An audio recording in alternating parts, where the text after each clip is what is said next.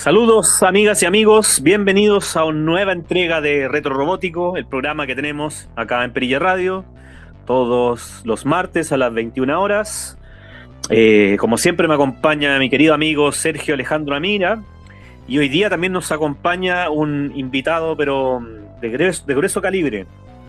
El señor, a lo mejor muchos lo conocen como Giovanni, pero se llama Giovanni Giorgio, un experto en música de los 80. Y también, ¿qué tocaba? ¿Clarinete o no? ¿Le tocáis clarinete? Termino.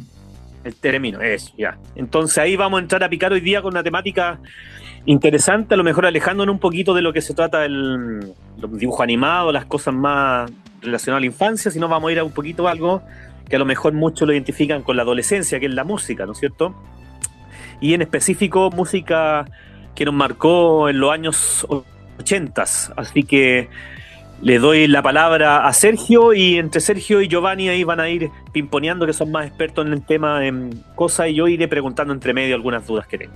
Así que adelante, chiquillos, ¿cómo están? Gracias, Francisco. Pletórico. Muy buenas noches. Hola, Giovanni Giorgio. ¿Come vai? Bene, bene. ¿Cómo va? Se te nota algo cansado. Sabemos que es por el uso horario, ¿no? Como allá allá en Europa, ¿qué hora es allá en Italia? Claro, no, ahí debe ser. No, son a esta época del año, son creo que una diferencia de 6 horas. 6 horas, ¿ves? Estamos con una diferencia de 6 horas. Bueno, Giovanni Giorgio está aquí para transmitirnos su experiencia como un hijo de los 80s. Melómano. Y melómano e intérprete del Telemín. Quizás podríamos partir hablando de ese curioso instrumento. Bueno, el theremin en verdad es un instrumento electrónico clásico. Fue inventado por el mismo inventor Leon Theremin ahí antes de 1920. Así que tiene más de 100 años. Y es un instrumento que no se toca no hay contacto físico real, sino que funciona a través de las ondas radiales, por decirlo de alguna manera, en que se toca con una mano se modifica el volumen y con otra el tono del instrumento. Es parecido como jugar con la interferencia de una radio antigua. Más o menos se puede decir. Pero... Franco Fez, ¿conocías tú el Telemín? Sí, lo conozco. De hecho, tengo un amigo de la universidad, el Pavel Cueto, que también toca Theremin, ahí ha hecho conciertos de Theremin también. Así que es bastante interesante el instrumento, que pareciesen que estuviesen haciendo así como, no sé, un experimento científico, así medio de científico loco, cuando los ves tocar. Y Blinding Me with Science. Me acordé de Oingo Boingo y de Danny Elfman. A propósito de Theremin. No sé si habrá ocupado ese instrumento, pero eso te iba a preguntar, Giorgio. ¿Qué bandas? ¿Qué has conocido? ¿Kraftwerk? Kraftwerk más que Theremin ocupaban instrumentos antiguos como el Farfisa, habrán ocupado algo parecido al Optigan, habrán tocado algo parecido al, ¿cómo se llama esto? El Harmonizer. También hay varios tocados de esos instrumentos, hasta construcciones por ejemplo, construcción propia de percusión electrónica, que antes eran unas pastillas que se agregaban a una batería, como en Carl Palmer, en Emerson Lake and Palmer, donde tocaban y creaban una especie de retroalimentación igual. Aquí hay un rango de cosas en que me puedo equivocar un poco, pero en el caso de aquí eran percusiones que se tocaban con unas baquetas que tenían conectado cable hacia lo que parecía como una especie de bandeja de té, pero con una superficie circulares donde se tocaba la percusión. Ese invento específicamente de Wolfgang Führer, que era el percusionista de la banda, que en ese tiempo era el tercer miembro, y que de manera desleal Schneider registró el instrumento a su nombre. Tenía harto conocimiento al respecto. Oye, Pablo, y entremos a picar al tiro, pues ya que más allá del termine, hablemos de la música en general y de los 80, el tema que nos compete hoy día. Ah, sí, Eh, pues hay harto que picar. Sí, ya, me interesa. hablemos entonces, pues empecemos a lo mejor por entre tú y Sergio, ahí nos vayan aclarando. Partamos por las bandas. ¿Qué estilo de música te gusta más de los 80? ¿Eres alguien más ecléctico? ¿Te gusta algo más como el pop rock, el pop? ¿Por dónde vas por los 80? La electrónica, el New Wave. A mí me gustaba más el New Romantic. Dice, hay varios géneros que me gustaban ahí, pero más que nada pegaba más con el New Romantic. Lo que era Ya. Japan, Ultravox, Duran Duran, Spandau Ballet, sí, Viena. también.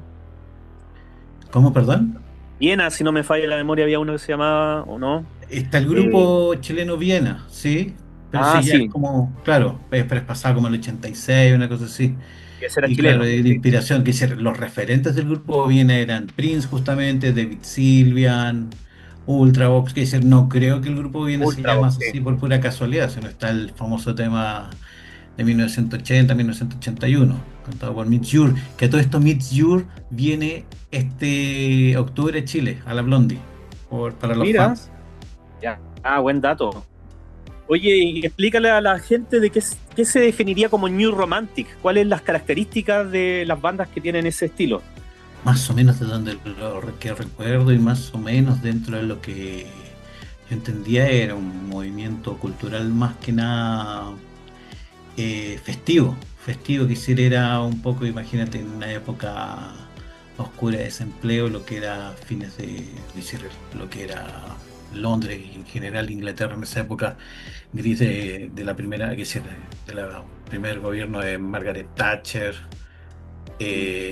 buscar una especie de, ¿cómo se llama esto? Una especie de evasión de la clase obrera, los jóvenes de clase obrera que iban a crear su mundo de fantasía discoteca. Entonces, ¿qué tocaban?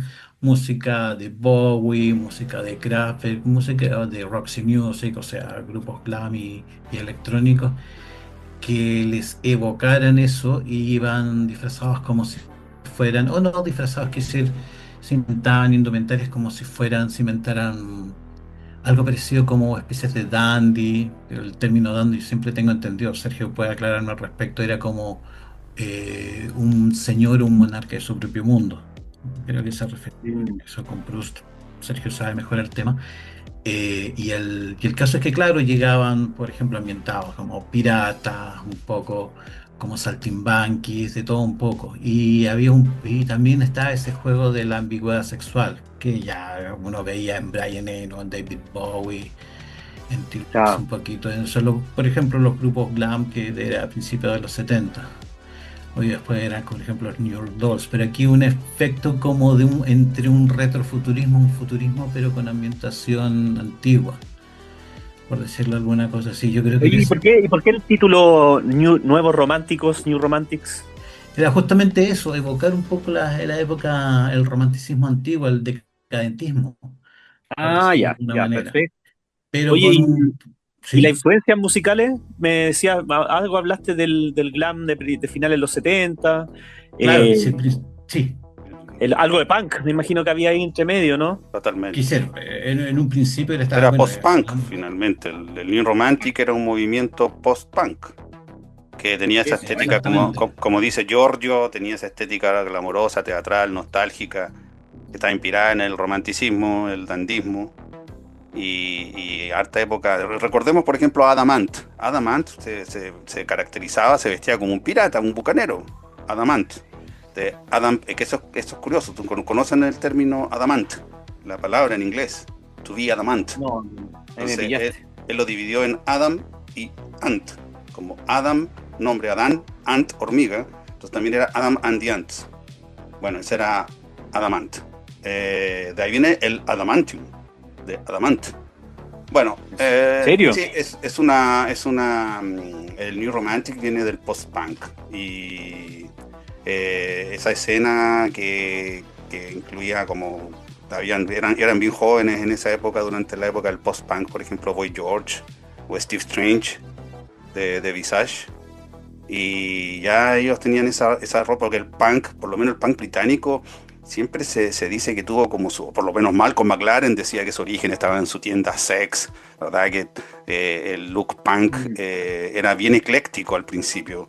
Y de ese look punk que tenía, no sé, un Johnny Rotten, una Siouxsie, que uno recuerda a Siouxsie y era más bien como gótica, ¿verdad? Era ese look eduardiano, eran varios. El look punk era bien ecléctico. Después, como que llegó Sid Vicious, que le copió el look a los Ramones. Y como que el punk era andar con chaqueta de cuero, pero en realidad el punk no era eso. El punk estaba mucho más cercano al New Romantic.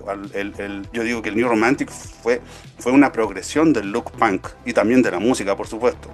Ropa andrógina, maquillaje elaborado, porque los punk también se maquillaban al principio, y muchos punk que se maquillaban. Después, claro, vienen otras derivaciones del punk, el hardcore punk, el straight edge incluso, ¿verdad? Y todo. Podemos hablar muchísimo de punk, pero ahora estábamos hablando de los New Romantics.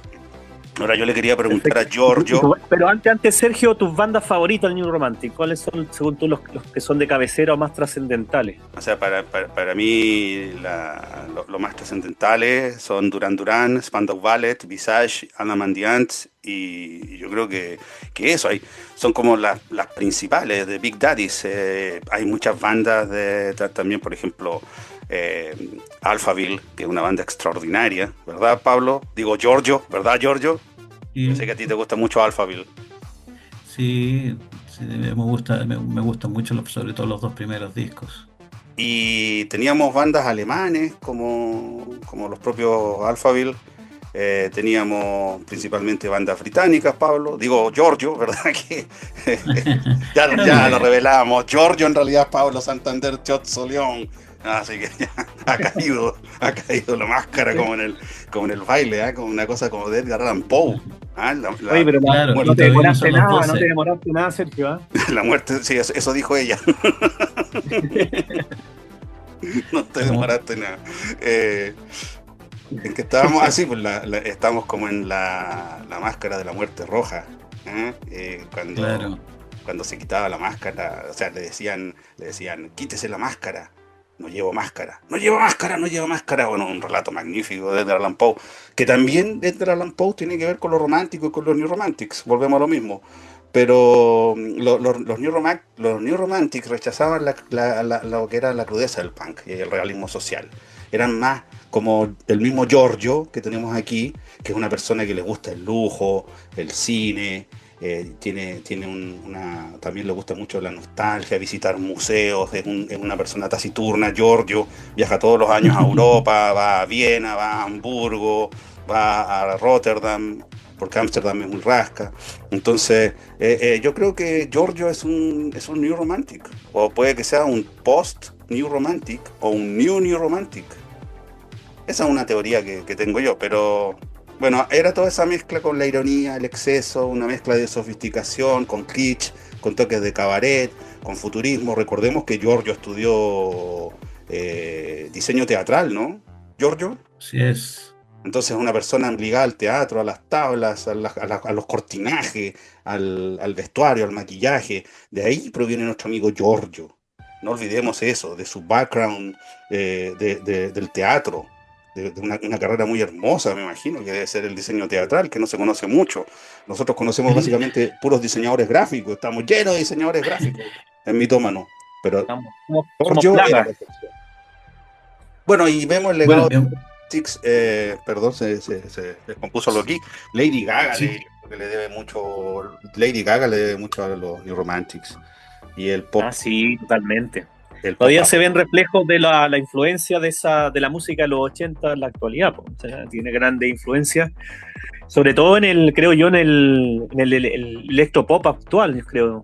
Hay mucha, hay uno claro, Electroclash, Calvin Harris, bueno, hay mucho que hablar de ahí, pero yo le quería preguntar a Giorgio, mira, yo tengo como la idea de que el término New Romantic había salido de una canción de Duran Duran, pero no estoy seguro. O si era una canción de Spawn. Está el Planet Earth, el New Romantic Looking for a TV Sound. Eso, así es.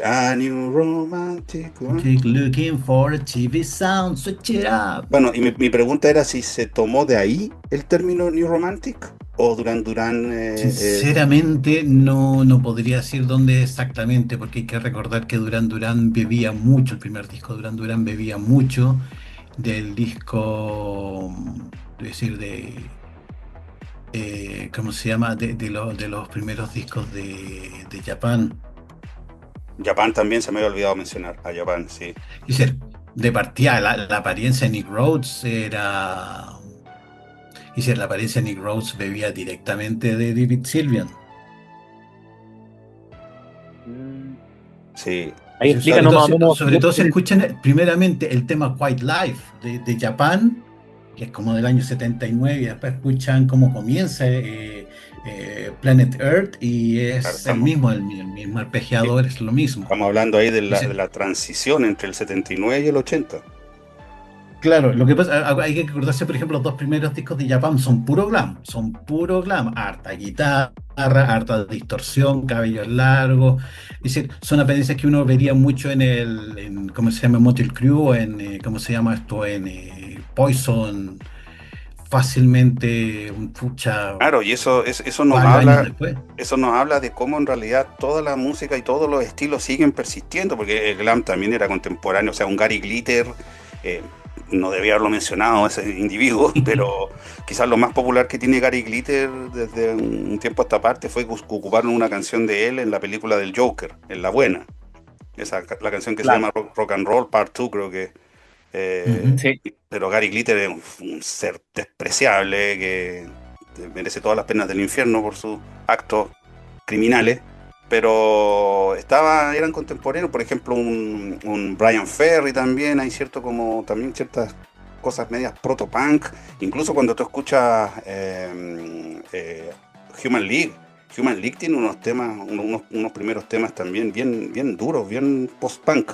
Entonces, pero mi pregunta era esa, si el término New Romantic provenía de esa canción de Duran Duran y de ahí lo sacaron, es como, es interesante eso, ¿ah? Porque por ejemplo Daft Punk, se llama Daft Punk porque en una crítica les dijeron así, Daft Punk, para insultarlo, y ellos lo tomaron y lo usaron, antes de llamarse así, se bautizaron así, lo mismo que a los punks era un término peyorativo. Se apropiaron de ese término, como suelen ser estas operaciones de apropiacionismo cultural, como con los afroamericanos en Estados Unidos, que pueden decir la palabra N, a menos que tú tengas un free pass, ¿sabes cómo se llama? Es el N-Pass, puedas decirlo también. Porque, por ejemplo, en Cypress Hill, uno de los de Cypress Hill no era negro, era no sé si Latino. mexicano o qué, y él decía, Eh, a nigger like me is going insane. Y él no era un nigger, él era latino. Entonces, sí, pues. pero sí Como podía, nosotros. como nosotros, claro. Pero recuérdense que aquí Tiro de Gracia, el señero grupo de hip hop y rap chileno, aunque los Panteras Negras son mis favoritos. Tengo entendido que cuando el juego verdadero samplearon a Miles Davis. Y yo escuché alguna vez, no sé si esto será verdad o no, pero que la viuda de Miles Davis o algo así había dejado estipulado que no lo podía samplear nadie que no fuera africano, afroamericano o negro. Y los de Tiro de Gracia habrían argumentado como que siendo latinos o chilenos igual éramos negros. Y obtuvieron la en paz. Y pudieron samplear a Miles Davis en el juego verdadero. Pero eso, Oye, Sergio, pero dime, pero dime. déjame terminar de redondear la idea, porque también el término heavy metal proviene de una canción. Ustedes saben de cuál proviene. Ahí sí que ese término viene de una canción, el término heavy metal. ¿Saben de qué canción viene? Heavy Oye, Metal Thunder. Exacto, proviene de Born to Be Wild, de Steppenwolf. Steppenwolf. I like smoke and lightning, heavy metal thunder, racing with the wind. Pero podríamos considerar el heavy metal como una tendencia musical que se arraigó en los 80 Sí. o ya más final de los No, 70. yo creo que cuando tú piensas que Iron Maiden, bueno, también Iron Maiden también parte como de en la época cuando ya el punk estaba, digamos, como decayendo, y con esa actitud punk, como que no me graba a nadie, entonces yo hago mi propio sello, eso es lo mejor de todo, era la actitud punk, el do it yourself. No Sí. tocar bien instrumentos. Sid Vicious no tocaba el bajo, era pura actitud nomás, era un músico de mierda y un ser humano de mierda, como lo demostró finalmente la forma en que murió y ni hablar bueno, Sid y Nancy es una película que yo podría recomendar, si es que uno podría recomendar algo, o ver un capítulo de Los Simpsons donde hacen una parodia y Nelson y Lisa son Sid y Nancy y Bart era Johnny Rotten. Pero volviendo al tema, podríamos... tu pregunta original, creo que habías hablado sobre las bandas favoritas de los años 80 y no sé si Giorgio contestó o no. Favoritas mías, bueno, como yo sé, el género más neorromantic, bueno, es más que nada, como lo que comentaba Sergio, son bueno, Japan, Ultravox, Gary Numan, o por supuesto Duran Duran. Bueno, obviamente también Arcadia. Bueno, hay uno, bueno, está también King también, el grupo King que tiene solamente 2 discos, por ejemplo. Sobre todo me encanta el Step in Time. ¿Y qué hay de Dead or Alive? Dead or Alive, es que Dead or Alive era más, de partida estaba con los arreglos era otra onda y estaba con los arreglos de estos 3 de los productores, estos Scott Waterman, siempre se me olvidan los nombres. Los mismos productores detrás de Rick Astley, detrás de Donna Summer, detrás de Kylie Minogue, etcétera.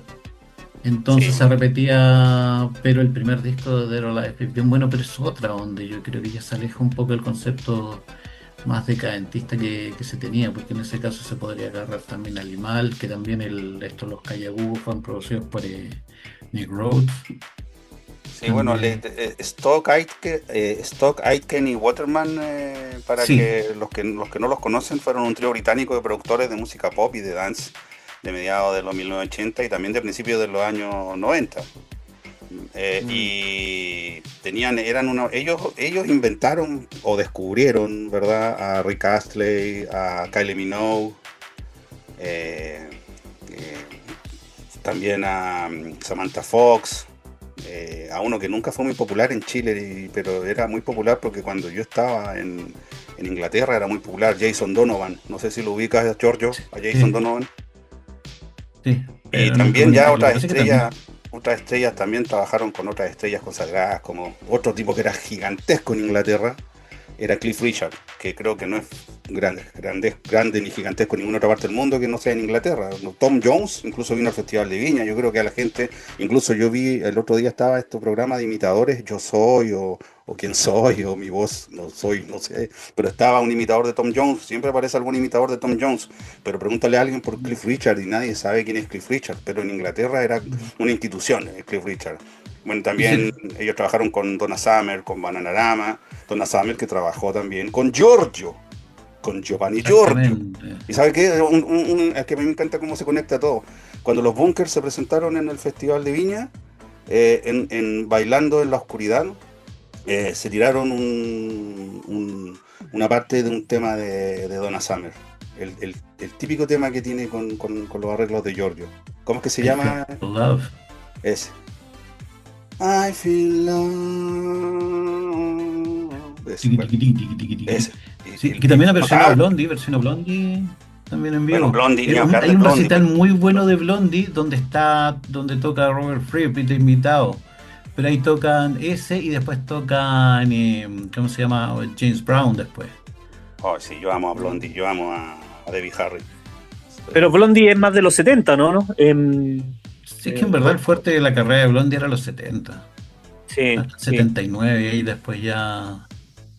Y también venimos ahí del post-punk, del post-punk, del disco. Incluso se dice que uno de los primeros rap está en una canción de Blondie.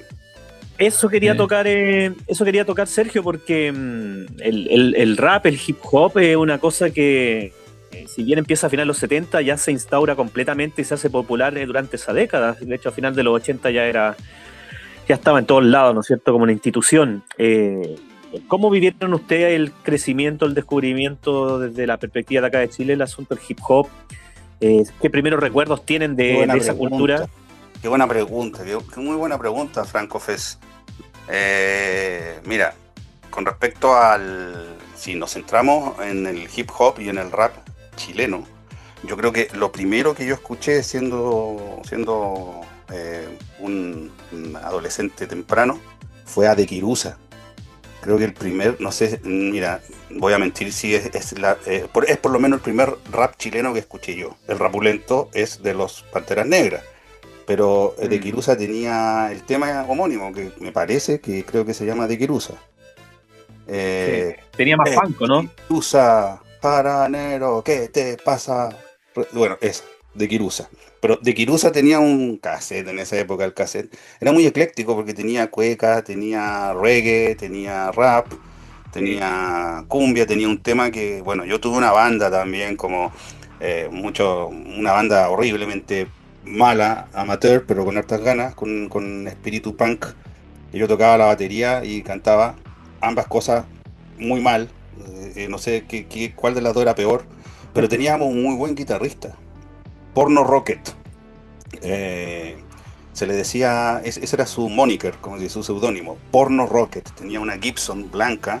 Él era fan de Metallica, de U2, de The Church, de Cult, bueno, traía todas esas influencias. En cambio a mí me gustaba Sigue Sigue Sputnik, los Sex Pistols.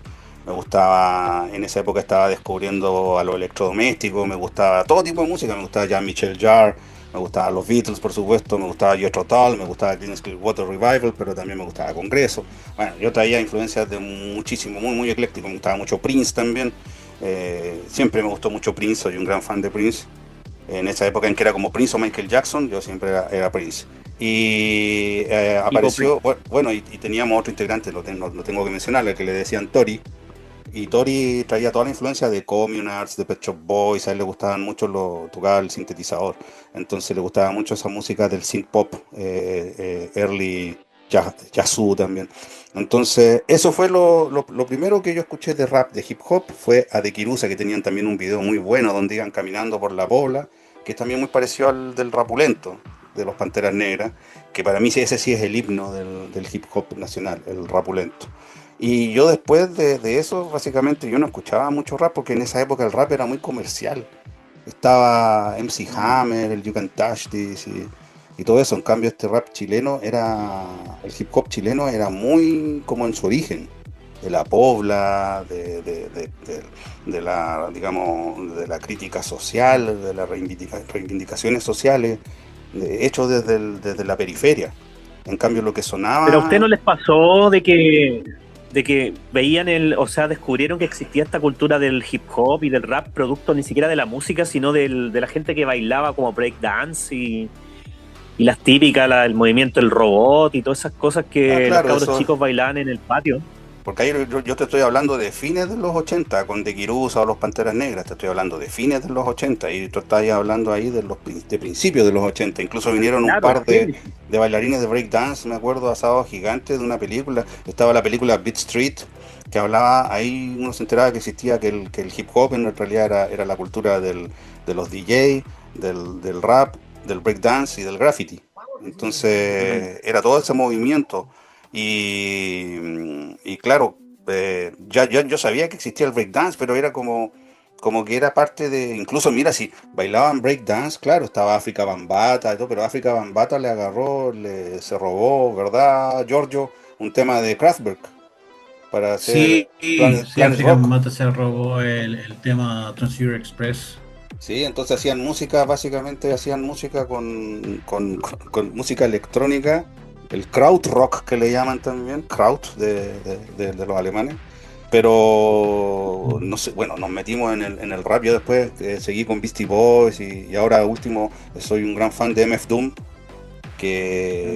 y de mucho otro, como el Tyler the Creator también, y JPG Mafia, y etcétera. Pero volvamos a los 80. Salgamos del rap, yo creo, nada menos que Giorgio quiera complementar algo con el hip hop, porque yo sé que él no es muy fan del hip hop, ¿verdad, Giorgio? A mí me gusta más de la época de los 80, obviamente. Me encantaba las películas como Beat Street o Breakdance o Breaking, como se le conocía también. Las dos, hasta hacen unos bonitos ejercicios en la segunda película de Breaking, donde imitan en la Fred Astaire en bodas reales, donde está la escena del cuarto donde empieza a bailar en el techo. Creo que el que bailaba en el techo era Boogaloo Shrimp, uno de los bailarines, porque vinieron los dos bailarines aquí en Chile, que eran los Sábados Gigantes, que era Shabatu y Paul Shrimp, que vinieron acá a Chile. Yo me acuerdo, porque en esa época también tocaron mucho Blue Monday. Era Claro, conectado con Blue bailaban, Monday. hacían breakdance con ese Sábado Gigante justamente. Si buscan un clip en YouTube, eh, hacen los pasos de break con Blue Monday de New Order, sí. Sí, sí, pues. Bueno, estaba todo el concepto de ahí para rematarlo del hip hop, de que la polémica de que sampleaban canciones de otro y si era como un plagio, no era un plagio, todas esas cosas eran. Claro, a finales de los 80, como estábamos hablando hace un rato, por ejemplo, cuando salió You Can Touch This, se ampliaba descaradamente a Rick James, o Vanilla Ice, que se amplió descaradamente a Queen y a David Bowie. Entonces, allá empezó ese tema de que empezaran a conseguir los permisos, o generalmente se hacía y después se pagaba si es que alguien se daba cuenta. Y bueno, ya después se hizo mucho Claro, más pero difícil que alguien no se diera cuenta.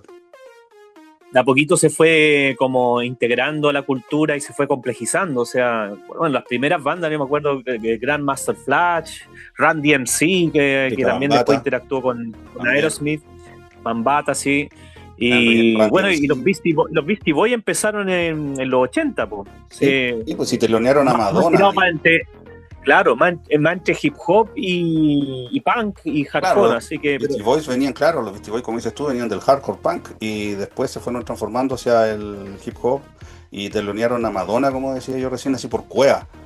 Porque el representante de Madonna llamó al sello y querían a los Fat Boys. ¿Se acuerdan de los Fat Boys? No, ahí me pillaste. Bueno, los Fat Boys en realidad solo brillaron a fines de los 80 porque tenían un cover de Twist. Come on, I twist again. Hicieron un cover de Luis Dima, los Fat Boys. No, sí sabemos que es de Chavi Checker. Pero tenían la versión, un rap con Chavi Checker. Entonces hacían lo típico que usaban el estribillo de la canción original. Y ellos rapeaban, los Fat Boys. Entonces, A mí me como no, gustaba la versión con Fat Boys. Hasta vi la película, se encontraban al final con los Beach Boys. los Fat Boys con los Beach Boys, mira, ¿eh? Sí. Bueno, no consiguió, el representante llamó y los Fat Boys no estaban disponibles y el tipo del sello, no me acuerdo cómo que se llama, Russell, le dijo, no tengo los Fat Boys, pero tengo los Beastie Boys. Y así terminaron los Beastie Boys y supuestamente el que falleció, Adam Yauch, tuvo una affair con Madonna. Sir Stewart Wallace, ¿En serio? exactamente, Sir Stewart Wallace. Y hay una foto Bueno, hay muy que hablar buena. de lo. Es una gracia lo que hicieron los Beastie Boys porque. Sí, una gracia una gracia lo de Madonna también, pero hay una foto También. hay una foto muy entretenida que pueden buscar por ahí, donde están los Beastie Boys con unas pistolas de agua, rociando a Madonna con sus pistolas de agua. Muy divertida esa foto. También hay otra de los Beastie Boys con Van Halen, creo que están por ahí, que como que... Es que esto te iba a decir, uno asume de que son, muchos lo reconocen como más hip hop, porque obviamente fueron de las bandas que tenían músicos de color blanco, ¿no es cierto? Que fueron aceptados por la cultura original, la cultura negra, ¿no es cierto? La cultura americana. Pero siempre fueron alternativos, creo yo, fueron una mezcla entre hip hop, punk, me acuerdo también harto hard rock. Hay muchas canciones clásicas, sobre todo a finales de los 80 de los Beastie Boys, que eran más hard rockeras, ¿no es cierto? En una salía Kerry King de Slayer, así que partamos de ahí. Sí, al principio... Así que siempre fueron música alternativa. Claro, eso fue por Rick Rubin, que Rick Rubin empezó a ser como el mastermind detrás de toda esta cuestión del rap rock, y Rick Rubin fue el que tuvo la idea porque vio que Run DMC rapeaban usando un loop de Aerosmith, del disco Toys in the Attic, del Walk This Way. Sí. Entonces, de hecho, los Run DMC pensaban que la banda se llamaba Toys in the Attic, no sabían que era Aerosmith. Entonces ahí Rick Rubin dijo, ¿por qué no hacen esto? Y se creó la colaboración de Run DMC con Aerosmith, y de ahí también le metió, por supuesto, rock a los primeros temas de Beastie Boys, Fight for Your Right to Party, y también se ampliaban a Led Zeppelin, Rhythm and Stealing, se ampliaban a... ¿Cómo se llaman los del Ballroom Blitz, Giorgio? Esto es lo... Sweet. Y a los Beatles, y claro, y tenían, cuando no eran temas originales, como dices tú, ¿cómo se llama? Kerry King, ¿no? ¿Cómo se llama Terry King, Terry el King. Slayer, el guitarrista. Si no eran guitarreos, un riff original, los ampliaban por algún lado. Pero después los Beastie Boys también incluyeron mucha música, tenían instrumentales de música con raíz latina, tienen un tema que se llama Sabrosa, por ejemplo, y harto jazz, muy ecléctico. Los Beastie Boys se fueron volviendo una banda, eran una banda pero absolutamente estúpida, de ahí el nombre también, y se fueron volviendo mucho más complejos. Uno podría arguir también que los Beatles eran bien estúpidos cuando comenzaron, incluso los Beach Boys, que hace poco murió ese genio de la música, Brian Wilson. Ahí se veía a James Hetfield dando sus condolencias, por ejemplo, de la gran influencia que ha tenido. Sting también lo vi tocando una canción que son muy complejas también, las armonías de Beach Boys, pero Sí.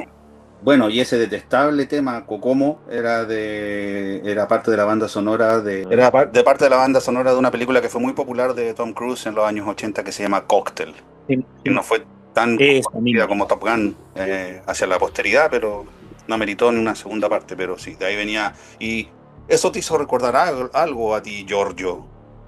Sí, lo que pasa es que los Beach Boys hicieron un tema también para otra película que es del año 89 que se llama para la tropa de Beverly Hills. Bueno, ahí cabe destacar lo importante que era en los años 80 las bandas sonoras, ¿no es cierto? Ahí podríamos hablar un poquito también de películas donde la banda sonora marcó mucho culturalmente y como sistema de difusión. O sea, partamos, no sé, se me ocurre la canción de los Cazafantasmas, por ejemplo, que ya lo habíamos hablado anteriormente con Sergio. Todo lo que marcó y lo que involucró también en la difusión de la película, ¿cierto? Una cosa muy icónica. Perdón, Sí, no Pablo. quería interrumpir, lo que pasa es que antes que se me vaya la idea, lo que pasa es que algo muy entretenido de este tema que hicieron los Beach Boys es que esa es la intro de la película, y la intro de la película es animada. Y la animación, a ver, la película entretenía, pero mucho mejor la intro la hizo John Crifalusi. Perfecto. Oigan, Canceladísimo. buscan la canción Make It Big de los Scouts de Beverly Hills del 89, van a ver, y es muy, muy, muy, muy buena la animación de John Crifalusi. Ahora, Oye, espera, perdón, pero que ahora que está Giorgio aquí, yo quiero preguntarle algo que siempre le he querido preguntar. Giorgio, dime, ¿Vangelis, Moroder o Yarré. no, Wendos? No. Oh. O, Silencio. o Wendy Carlos. Expláyese. Es que me estoy acordando de un corto muy bueno que lo tengo que recomendar, que hicieron burlándose o sea, no, homenajeando a Vangelis, a Giorgio Moroder y a Wendy Carlos, que se llama Live at the Necropolis. Bueno, búsquenlo en YouTube. Y ahí es Changelix, creo, cuando dice There's only one hope for humanity, the synthesizer. Estaba, ¿cómo le decían a Giorgio Moroder? Soroger. Soroger. Bueno, de hecho, dibujamos un poco en parte eso lo vamos a publicar, mañana lo vamos a publicar para aprovechar de promocionar este capítulo. Pero también está Alan Parsons compartí también, yo compartí esa pequeña narración gráfica. Yo la compartí con unas amistades que son músicos profesionales de música electrónica, y como que no pillaron mucho el chiste. No, porque había que haber visto el corto que era de Adult Swim. Me parece que era un corto de Adult Swim, sí. Pero ahí se fue un desvío que nos pegamos. ¿Qué estaba preguntando Franco Fez? Estábamos hablando de... preguntaba que algo que era muy importante en los años 80, los soundtracks de películas. Claro, sí. Es que Sí, justamente estaba pensando yo en Vangelis, porque Vangelis... hay una película señera de los 80 que se llama Carrozas de Fuego, Chariots of Fire, que la música la hizo Vangelis. También Vangelis hizo la música de Blade Runner, y Vangelis ahí hay gente que se recordará que estaba Demis Roussos también. ¿Y por qué? Porque Vangelis y Demis Roussos, si se me olvida el baterista, tenían una banda que era Aphrodite Child, y ese famoso... Primo, además. El famoso, sí, eran primos, el famoso disco 666. Ujú. Entonces, ahí tenemos Vangelis. ¿Cuál otra? Bueno, esas son las dos películas que me acuerdo, las Sí, famosísimas. hay varias, Blade hay Runner, tantas. ni hablar de Blade Runner. En Yo cuanto a también películas, he hecho mucho para documental, perdón. Sí, de sí. hecho yo los primeros recuerdos que tengo con Vangelis era un programa que daban en el canal 13 que parece que era de astronomía y tocaban la canción Alfa, me parece, como que al principio. Yo era muy chico y me llamó Eso mucho la es, atención esa canción. Sí, y eso Spiral, es, Spiral era la otra. eso era de Cosmos de Carl Sagan. Esa, tiene Calcio Cosmos, pero yo me acuerdo que estaba Sí, Holguín presentando, me parece. sí, No sé Hernán Holguín la presentaba. Si había, había Ya, continuidades que usaban, me acuerdo que cuando yo era muy chico, cuando era niño, pero muy, muy chico, así como con 5 años, en las continuidades de los programas infantiles ponían un tema del Tubular Bells de Mike Oldfield, la canción del marinero, Sailor, Ah, sí. A ver, sí, es que hay bonita conexión porque el tema, que sería el tema que abría el programa de Hermano Lil, que era, puede ser Mundo 82, Mundo 83, era el tema, ¿cómo se llama este? Era el tema de, si no me equivoco, este era, no, no era Mirage, era de Mike Oldfield, del disco Platinum, perdón, era el tema Platinum de Mike Oldfield, creo que la parte Charleston. y también Esa canción usaban se de llama Lake and Charleston. Palmer en estos programas tipo Zoom Deportivo, me parece que era Claro, Hombre tocaban, Común, claro, Fanfare for the eh, Common Man. exactamente. Y el que menciona Sergio, en verdad era Portsmouth, Ah, eso, sí. que era un single que salió también de Mike Oldfield ahí por el 75, 76. Bueno, ¿y qué me dices de Alan Ese era Parsons también? Que trabajó por bueno, los Beatles. era el famoso eso. tema este, ¿cómo se llama? El que lo han tocado mucho, que era tocado justamente el tema Sirius. Sirius. Que lo han ocupado Sí. para un montón de cosas y eso que es cortísimo, dura como un minuto. No, pero es muy icónico. Bueno, y ¿cómo ustedes que saben más de este tipo de música? A mí me gusta mucho Vangelis, Jarre, todo eso, pero tienen como un estilo particular, como que se parecen un poco. ¿Tienen alguna definición como estilo de música como electrónica, pero más más ambiental, más introspectiva? O nunca fue catalogada de alguna forma? Ahí le dejo la Ah, pregunta. bueno, hubo una categoría de mierda que inventaron, como el New Age. ¿Te acuerdas, Giorgio? Sí, pero metían cualquier cosa en el New Andreas Age. Vollenweider, ¿te acuerdas? Estaba Andreas Sí. Vollenweider, estaba A mí me encanta Tomita. Andrea Vollenbaiden en todo caso. Sí, metían, como dices tú, me acuerdo que estaban el Andreas Vollenweider, Tomita, Pat Metheny incluso, Sí. cualquier cosa, Jean-Luc Ponty también, Jean-Luc Ponty, mi violinista electrónico. Cuánta cuestión metían en el mismo saco, y la música que le llamaban, lo que le llamaban también a los gringos, le llaman el world music, donde cabía Peter Gabriel, Paul Simon, todo, hasta Sebastián Ah, Santamaría, claro, temas, ahí metieron músicos, a todos en un mismo tete. claro, músicos que Pero tomaban las raíces africanas, y el mismo David Byrne, con todo, cuando recogió toda esta tradición de la música cubana, en el Rey Momo, Bueno, pues Big Billy Mambo. hay algo que puede comentar Sergio es Malcolm McLaren cuando sacó discos después de. Sí, pues Malcolm McLaren fue muy influyente en el hip hop también. Hizo un tema, ¿cómo se llama? Buffalo, algo, no me acuerdo muy bien cómo era ese tema. Pero bueno, Malcolm McLaren era era un mercenario, pero tenía buen olfato, pero era un mercenario Sí. realmente.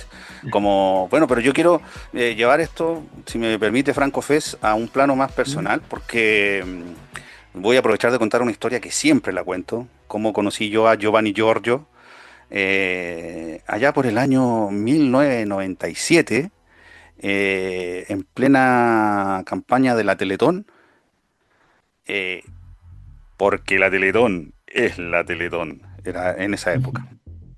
Había una tienda en pleno Plaza Italia, en una esquina, una punta de diamante o algo así, donde estaba una tienda que se llamaba Bonus Track. Bonus Track tenía de hecho dos tiendas, por lo menos las que yo conocía. Había una en Providencia y había esta otra en Plaza Italia. En esa punta que después, que es bien emblemática de Plaza Italia, que después se convirtió, me parece que en un Pizza Hut, y después ya no sé qué será. Pero ahí estaba esta tienda Bonus Track, porque me acuerdo que tenía unas paredes bien amplias y Bonus Track tenía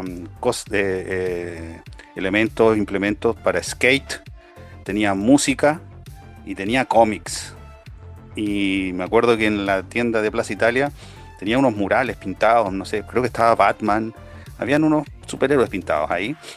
Y yo fui algunas veces y una vez doné plata a la Teletón y después fui a Bonus Track a comprar unos cómics, porque yo vivía ahí cerca y vivía muy cerca en Plaza Italia. Y también estaba la tienda A la Maleta Comics, que era una por tienda, era casi como más chico que un closet, pero ahí tenían muchos cómics norteamericanos, traían cómics en inglés. Entonces yo compraba ahí tengo unos cómics de las atracciones fatales de los X-Men con holograma, con las portadas con holograma, una de Magneto y otra de Hawk. Y cuando no encontraba algo bueno ahí, también iba a la Bonus Track, que también traían cómic en inglés, directos traídos desde allá. Y ahí llegué, me acuerdo, ese día, encontré mis cómics y los fui a pagar. Y andaba con la pegatina de la Teletón, que había donado plata en la Teletón. Y el tipo que me estaba cobrando los cómics dijo algo así como, le dijo al otro tipo que estaba con él, le dijo, oye, ¿y tú vas a dar plata a la Teletón? Y el otro tipo dijo algo así como, yo no doy plata para weá. Y ese era Giorgio. No. Así nos conocimos el año 97 en Bonus Track. Y Giorgio era un tipo así con cara de pocos amigos, con pinta de taxi driver, una chaqueta así como militar, bototo, mal encarado. Daba susto Giorgio en esa época. Y así fue como lo conocí, aunque él lo niega hasta el día de hoy haber dicho eso. Eso puede ser que lo haya dicho, no me extrañaría quizá. Es que lo que pasa es sinceramente no me acuerdo, o quizá pero lo más probable es que lo haya dicho. Bueno, eso fue, y Giorgio, por lo tanto, tiene un vínculo. Yo sé que él conoce gente del mundo, entre comillas, no del espectáculo, pero sí musical, tiene amigos con tiendas de música, iba ¿cómo se llama esta tienda famosa de los años, eh, más que todo de los 90? Bueno, esa tienda pues, donde gravitaban los cristianes y el guatón, ¿cómo se llama este? El de los cristianes, el Christian Christian Heine, Coco Stambuk y toda esa movida. Pablo fue parte, conoce a mucha gente de esa, así que quizás nos podría contar algo de todo ese movimiento musical en el que tú participabas de alguna forma, ¿no? Cuando hacían también talleres ahí con Fito Manga, y más con Jade, ¿no? Sí, pero eso era en otro mundo, ese era ahí. Habían unos cortos del Canal 13, ¿cómo se llamaban? ¿Visiones? Claro. Y había uno donde salías tú y con el De pelo espalda, negro. para variar. Giorgio con el pelo oscuro, era una cosa pero increíble. Y Fito Manga también estaba ahí, unos adolescentes en Visiones. Mostraban todos dibujando ahí, era el taller de alguien eso, Sí, ¿no? ese era un taller que se impartió, que en verdad lo impartía Fito. Yo fui invitado en una ocasión, y que lo impartía en el Centro Cultural de Japonés que quedaba ahí por altura de Escuela Militar, que no me acuerdo muy bien, no Alcántara, no me acuerdo, pero quedaba por esa zona. Oye, habían unos Entonces, cómics de esa época muy buenos, Franco Fest, te voy a contar. Un cómic, yo lo debo tener por ahí, el rescaté algo de Pablo Santander. Era un científico que había construido, inventado unas especies de drones con hélice. Entonces los usaba para levantarles la falda a las minas. ¿Te acuerdas, Giorgio, de ese cómic? o sea, mucho. Muy Uno bueno. paraba en la Teletón y dibujaba cómics porno. Te están dejando como el porro acá en el programa. No, no era porno, era lo más que yo vi. Era picaresco. Era Ya, picaresco. Vicario. Siendo sincero, en verdad la comedia nunca me salió. Nunca, nunca, nunca. Yo soy pésimo. Puedo escuchar chistes, pero contar un chiste nadie se ríe. Oh, Soy esos son pésimo. los media, esos cómics, lamentablemente. Son los media como los que Sí, hiciste. eso salió en un, ¿cómo se llama? En un fanzine que se llamaba Cacoy. ¿Cuánto? De hecho, Cacoy se llamaba. Cacoy. Sí, no, es como estupendo o súper, una cosa así, una expresión es como decir En sugoi, japonés, me imagino, ¿no? en japonés, claro. Bueno, pero no nos desviemos Y del asunto, nos ibas a sí. contar de Christian Heine, de Es que en verdad los no hay Cristianes. tanto que contar, sino que conocía, claro, a través de esa disquería y de conocer a mi con común y conocí esa No, no era fusión, ¿no? disquería y claro, iban los músicos. De hecho, hasta ahí, lo que pasa es que hay una cosa muy especial. ¿Cómo se llama? Lo que fue como una real escena de techno que se armó en Argentina, en verdad, más que en Chile. Pero los discos que les interesaba llegaban a Chile. Entonces, obviamente, los argentinos venían a Chile a buscar esos discos. Y por ejemplo, el que sabía traerlos porque tuvo su disquería y un sello pequeñito ahí en Inglaterra, era Hugo Chávez. Entonces, claro, sabía qué música traer y venían. Y entre la gente que venía a comprarle, estaba, por ejemplo, ahí, este, uy, se me puso la mente en blanco el cantante este de Soda Stereo, Será. Cerati. Fíjate. Entonces de ahí Cerati hizo contacto, hizo migas con otros artistas, por ejemplo, con Bucci, con otros más que ahí hicieron después lo que se llama Plan B. Y después hicieron, por ejemplo, y yo me acordaba, de repente los veía ahí limpiando el sótano de la tienda, porque lo iban a ocupar de estudio. Entonces yo le preguntaba, ¿qué haces ahí limpiando? Limpiando, haciendo sus cosas. Ya, ok, no insistía más en el asunto. Claro, y ahí producían discos, pues, y de hecho también después ellos produjeron lo que es el segundo disco de Nicole, el Esperando Nada, Ya en los 90, principios de los ya 90. en los 90, claro. Oye, Ya. Pablo, aprovechando lo que estaba hablando y ustedes que vivieron ahí más en su apogeo toda esta situación con la dictadura de Pinochet, ¿qué tan relacionado estaba, por ejemplo, el mundo de la contracultura del cómic con la música en esa época? ¿Se llevaban de la mano? ¿Estaban muy conectados? Porque me da la sensación que sí, o sea, había una actitud muy O punk. sea, Sí, Una- totalmente. sí, el mismo contenido de los cómics era muy punk, entonces si me pueden explayar un poquito de eso, aprovechando el ese- vuelo de lo que están hablando. yo en esa época yo dibujaba en fanzine y lo que hacía yo eran cosas en un fanzine que se llamaba Taller de 619, que eso era creo que era en Monjita 619, que era un taller de historietas que impartían Máximo Carvajal y René Poblete. Eso era, entonces lo mío eran unos ensayos inspirados en Hugo Pratt, unas cuestiones ambientales de la Segunda Guerra, cuando recién empezaba a conocer cosas de historietas fuera más allá de lo que uno ubicaba, más allá de Tintín o superhéroes. El caso es que los que ya eran mayores, por ejemplo, como Carto, ellos sí se conectaban con los Pinochet Boys, conocían a la gente del electrodoméstico y hacían historietas como de detectives o de cosas New Wave y muchas cosas inspiradas en el Víbora, inspiradas en, ¿cómo se llama esto? La Metal Burland, inspirado en ilustradores modernos como Chaland, como Claire, como Torres, por ejemplo. Entonces, mezclaban todo eso y hacían estilos entremezclados entre muy modernos y yo creo que en ese momento esa generación de artistas de historieta independiente de calidad y todo eso eran más como tomados como los que se los consideraban como igual como se les consideraba a los que hacían rock en esa época, como los Pinochet Boys, como todo eso, ese tipo de grupos, como los Corazón Rebeldes, que Los en fiscales. verdad, bueno, Uno rockstar. claro, y ese no rockstar, sino como un rock contestatario, se les consideraba como eran los músicos Ya. de rock en esa época. Entonces, a través de la revista Enola Gay, a través de la revista, ¿cómo se llama esto? No la Trauco, sino más antigua, la Matucana, ácido, Matucana, gracias. Sí, todo ese tipo de cohete, revista, entonces. Exactamente. Entonces, catalejo. todo ese tipo de cosas, entonces, claro, se mezclan, claro, ahí estaban todavía la época de la bicicleta y todo eso, pero también estaban como estas cosas que no estaban inspirados en el canto nuevo chileno, sino eran cosas más modernas. Bueno, hay que decir también la música que traía Rolando Ramos ahí por la época de 86, por ejemplo, cuando tenía este programa de radio, Melodía Subterránea, que Alcantarilla era muy bueno. gaseosa. No, será después. No, esa era Melodía Subterránea. Por ejemplo, se escuchaba en la Universidad de Chile los días domingos en la tarde. Y yo me acuerdo que música característica era con el tema Six Pack de, ¿cómo se llama esto? De los Black Flag. Black Flag, sí. Black Flag, grande Entonces, Black Flag.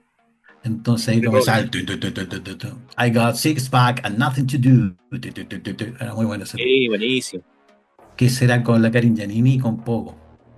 Pogo, gran valor, Entonces, Pogo.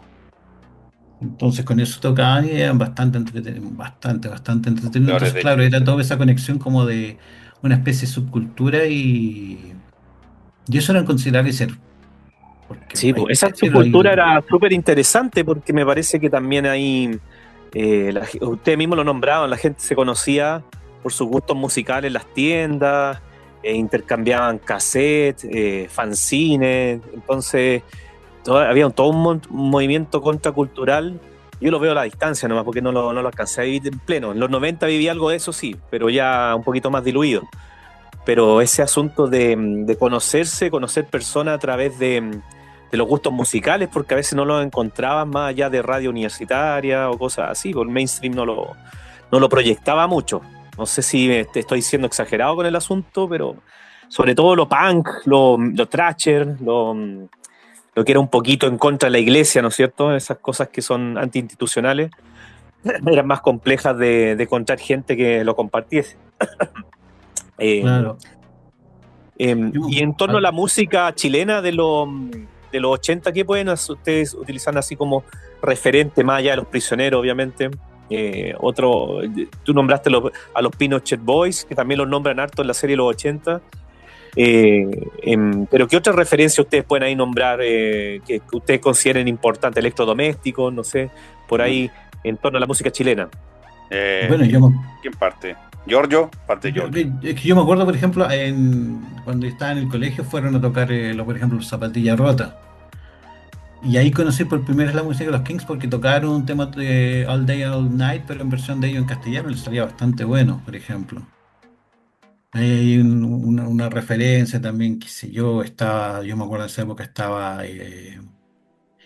está el grupo Primero Auxilio, estaba la banda Metro, que sonaba muy de Police, pero un sonido muy, muy, muy bueno. Lástima que Oye, Pablo, eh, ¿y la banda del Nomo? la banda del Nomo también, donde está, ¿cómo se llama esta Catalina Telia. cantante? Esa mismo, lástima. A mí me encantaba la banda del Nomo, lástima que no prosperó, era mucho mejor lo que hacía la banda del Nomo que lo que hacía ¿Qué ella estilo? por separado. ¿Qué estilo Era un era? estilo medio yetro, por eso yo creo que Sergio también se acuerda. ¿Como Claro que Jethro me Tull? acuerdo de la banda del Sí, Nomo, yo los vi en vivo a la banda del Nomo. ¿Quién se acuerda de la banda sí. del Nomo ahora? Nosotros, por eso estamos aquí en Retro Robótico con Giorgio y Franco Fez. Bueno, Bueno, yo ya. puedo aportar Sí, sí, algo. nomás.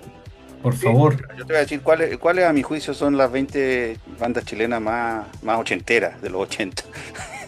Bueno, las 20 bandas chilenas más ochenteras de los 80, porque no pueden ser de otra época. Bueno, muchas de estas bandas siguieron, por ejemplo. Ya, Los Prisioneros. Los Prisioneros después tuvieron otros discos ya bien adentrados en los 2000, unas cosas horrorosas. Manzana, ¿se acuerdan de Manzana? Ay, qué terrible. Oh, Pero ese disco, el Corazones, para mí que es noventero el Corazones, lo encuentro muy bueno. Oye, Corazones está saliendo, hace poco vi un listado de los 100 mejores discos más importantes, más influyentes del mundo de música electrónica y estaba Corazones. Además, es buenísimo. Me ha aparecido en varias listas, me ha aparecido reseñado por melómanos y canales de YouTube de youtubers que analizan música. No, es extraordinario, sí, no, es extraordinario, sí, Jorge González es un puto genio, pero Manzana, Manzana, No, Manzana no. no, bueno, Los Prisioneros, Ultra derecha, esa weá no, esa weá está muy mal. qué malo. Ya, bueno, están Los Prisioneros, están Electrodomésticos, que tú los mencionaste. A mí Electrodoméstico me voló la cabeza porque yo estaba muy metido en la música experimental. Me gustaban bandas, como decía hace un rato, como Sigue Sigue Sputnik, que a pesar de que eran bien pop, rock, glam, post-punk, eran bien experimentales. O sea, te metían música tenían partes en reversa, tenían comerciales entre las canciones, tenían discursos de Fidel Castro, tenían samples de los Transformers, era una cuestión súper, súper ecléctica y rara. Y los electrodomésticos me interesaban mucho por la experimentación, toda la vanguardia, el sonido industrial. Recordemos que uno de ellos, no Cabezas, ni el tan Silvio Paredes, el Cabezas, y el otro no me acuerdo cómo se llama. Y Ernesto Medina. Uno de ellos, Medina, uno de ellos estudió arte y con mención en grabado, y de hecho su proyecto de título era una tocata de los electrodomésticos. De alguna forma lo justificó dentro de la cuestión del grabado. Pero bueno, estaban los electrodomésticos. Pero ahí discrepo un poquito antes de que los electrodomésticos, ya claro, tuvieron una referencia importante de los 80 y marcaron por lo que dices tú experimental, pero para mí lo que hicieron pasado al 2000 son puras genialidades. Por lo que hicieron, claro, hay un disco que se llama Que se caiga el cielo, y la otra Ex la humanidad. Esos discos para mí son de mis favoritos de la vida chileno, así como de los mejores por eso te decía que varias de estas bandas ochenteras, no todas, pero algunas, justamente Los Prisioneros y el electrodoméstico, por eso están dentro de los primeros, yo creo, sí continuaron. Ahora los electrodomésticos después no continuaron con la formación original, estaba Cabeza y estaba el Silvio Paredes, creo que no estaba Ernesto Medina. Entonces tienen un sonido más industrial, más incluso se acerca a cosas así como Rammstein o Ministry. O sea, a ese nivel señor de Cromañón. Sí, pero muy buena, muy buena. Además, me gusta mucho. Recordemos que Electrodoméstico es una de las pocas bandas, o quizás la única banda, y la única canción en Chile que menciona a Concón, que es donde yo vivo. Hay una canción, El Frío Misterio. ¿Qué pasa por Concón? Se acabó el sabor, se acabó el marisco. Se acabó el marisco. No, buenísimo. Ya, pues, ¿qué otras bandas? Hay unas, yo sé que nacieron y murieron en los 80. Aparato Raro. Ya, ahí tenía una. Synth Pop, con hits como Calibraciones, Juanito P, Conexiones Televisivas, y tenemos a UPA, que hace poco, la semana pasada, hay un programa que pillé que tiene Blanca Levín, donde entrevistó a Pablo Ugarte. UPA volvió, creo que hay 3 miembros originales y uno nuevo. Entonces UPA, me acuerdo que, bueno, después con la colombina Parra, el Ugarte hicieron Los Barracos. Entonces yo tenía un compañero en la universidad que era amigo del Barraco Parra, de ahí tomaban el nombre. El Barraco Parra era el hermano de la colombina, ambos hijos de Nicanor Parra. Entonces mi amigo era amigo del Barraco y iba a la casa y hablaba con Nicanor Parra, y me contó una vez que Nicanor Parra lo dejó en vergüenza porque mi amigo se creía muy inteligente y estaba explicándole algo relativo a la ciencia al Barraco. Entonces apareció Nicanor Parra, lo escuchó atentamente y después le dijo: mira, a mí me interesa escuchar lo que tú estás diciendo, porque sabes tú que ahora hay unos científicos que están como especializándose en ir a oír los relatos y de las culturas primigenias, aborígenes en África y en el Amazonas. Entonces, por eso te estoy escuchando a ti, porque es como esa misma sensación. No sé si le estaba diciendo que era un primitivo, pero... O por otro lado lo estaba halagando, porque esa cosmovisión que tienen, hablemos de los bosquímanos, por ejemplo, australianos, y los mismos pueblos originarios aquí, que son una sabiduría. Yo le dije eso, y dije, pero no te lo tomes como un insulto, o tal vez sí era un insulto, conociendo a Nicanor Parra. Lightning, pero sutil así. Pero bueno, estas bandas que Los Prisioneros, Electrodomésticos, Aparato Raro y UPA me parecen extraordinarios. O sea, UPA es extraordinario. Yo hasta el día de hoy escucho a UPA, La Bamba, por ejemplo, el cover de Río Río. Tenían cosas muy de Cure también, a mí me encanta The Cure, pero con un sello propio. El saxo era muy importante en UPA, pero aquí ya bajamos a un escalón cinema. Cinema era New Wave, con esos peinados, también esos los locos rayados, todo eso. No. ¿Qué canción tenían? Loco Rayado, ese. Es el mundo de los locos rayados. Es que estaba el Escaramelio, ¿no? Sí, Escaramelio. Sí, somos como Tom y Jerry, los de la tele. Oh, es muy mala. Eso es malo. Bueno, Cinema, malo. Después, Viena, extraordinario. Viena, otro pilar del pop electrónico chileno, con tinte oscuro, con letras urbanas. De ahí, de Viena, salió quien después fue guitarrista en La Ley. En una de las formaciones cuando La Ley fue famoso en México. ¿Cómo es que se llama? Y también... El Pedro Frugones. Lo que pasa es que los hermanos Frugones. Estaban los dos pelearon con hermanos Frugones. Hicieron Anachena también. Anachena. sí, lo que pasa es que se pelearon Lucero, con... te quiero. En el video de Lucero sale Cecilia Menábar, esposa ¡Ay, qué recuerdo! No me había olvidado eso. Sí, qué esposa buena de canción esa. Gustavo Cerati. Es muy bueno. Hoy tiene un bajo increíble esa canción Lucero. Tiene un bajo, pero Sí, es bueno, un funky. bajo así como esos bajos extraordinarios, como el de Tame Impala ¿cómo se llama esa canción de Tame Impala? No me olvidé el nombre. Bueno, esa. Sí. No, muy bueno. Perdóname Yo de la letra. estaba en Emociones Clandestinas, Less ¿no? I Know the Better. The Less I Know the Better de Tame Impala. Sí, voy a volver a mi lista. Ay, volvamos. Ya, Viena. Emociones clandestinas. Un nuevo estilo de Se baile. tiene El yogi. temas. Pero era mejor un himno. Emociones Clandestinas cuando tenían en los demos cuando cantaban con una mujer. Ah, eso No no me lo acuerdo el escuché. nombre de la cantante. Bueno, la mayoría de la gente conoce el nuevo baile, el nuevo estilo de baile, pero también tenían una que me gustaba mucho a mí, que es esa de las malditas cajitas rectangulares. Y ellos sonaban mucho a bandas de la movida madrileña, como por ejemplo Siniestro Total o Gabinete Caligari.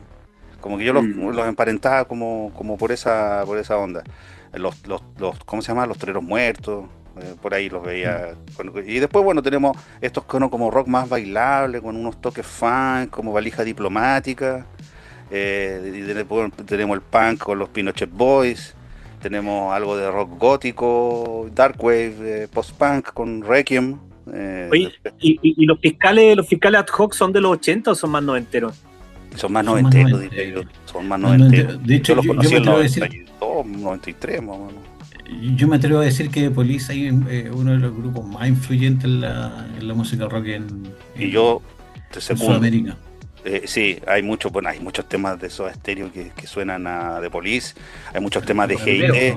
Por ejemplo, si ustedes escuchan Synchronicity 2, el bajo de Synchronicity 2, y escuchan una canción de G.I.T. que no me acuerdo cuál en estos momentos, pero son iguales, son idénticos. Sí. Bueno, para seguir con la lista, yo tenía un amigo que participaba en una banda que se llamaba Super Sordo, que en su etapa inicial fue como en los 90, pero me parece que comenzaron a fines de los 80, pero lo dejo ahí nomás. Y después está Panzer, heavy metal clásico chileno. Ah, es grande. Esos son de Valparaíso, ¿no? Creo que sí. Mm.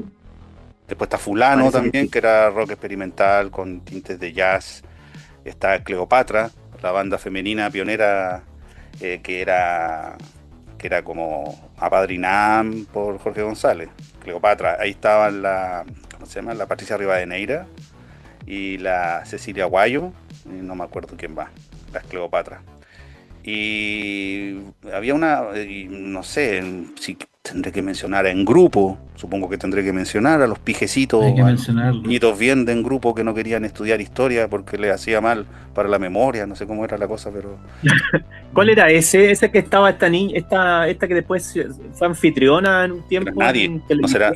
¿no te estarás acordando de nadie? Me faltaba mencionar a nadie. No, Oh, no, oh, ¿cómo? creo que te quiero. No era nadie. A lo mejor eran eso, a lo mejor, no sé, bueno, ahí me No, confundo. pero en grupo era un grupo de chiquillos ABC1 bonitos. Ya, Y eso. aprobados por el gobierno. Yo creo que sí. Y esas eran las bandas de los 80 que se me... Bueno, y a mí me falta nombrar, para hacer justo también con el lado del metal, del thrash, tú nombraste al Panzer, Tumulto. ahí está Dorso. ¿Ah? Como Tumulto también, pero más antiguo, ¿no? Tumulto, como de la época... Pero sí, Dorso es de los 80, ¿no? Pero vamos a tener que reunirnos de nuevo con Giorgio. Así que ya terminamos esta versión de retro robótico de música. Nunca lo habíamos hecho, nunca habíamos tenido un programa dedicado a la música. Yo quiero finalizar enviándole un caluroso abrazo y un beso a mi amada mujer del mar, dedicándole Beat It de Michael Jackson. Y algunas palabras al cierre, Giorgio. que muchas gracias por la invitación, muy estimulante conversación, siempre un agrado, de verdad, muchas gracias por invitarme y que ojalá se repita algo así para el futuro y también hablar de temas como por ejemplo música de cierta época, quizá especializándose en algún aspecto en cómo como comentaba, solistas no tan conocidos que también pegaron que pegaron en este lado del mundo, o canciones curiosas de One Hit Wonder, o qué sé yo, algo más, Italo Disco, o algo, no Sí. sé, hay tanto que comentar. No, y tenemos tantas épocas que revisar de la música, así que quedas invitado para un próximo Retro Robótico, Pablo. Gracias por acompañarnos y nos vemos en la próxima edición, el próximo martes por Perilla Radio y la retransmisión luego por el canal de Mitómano Comics. Así que gracias y nos vemos. Chao, chao.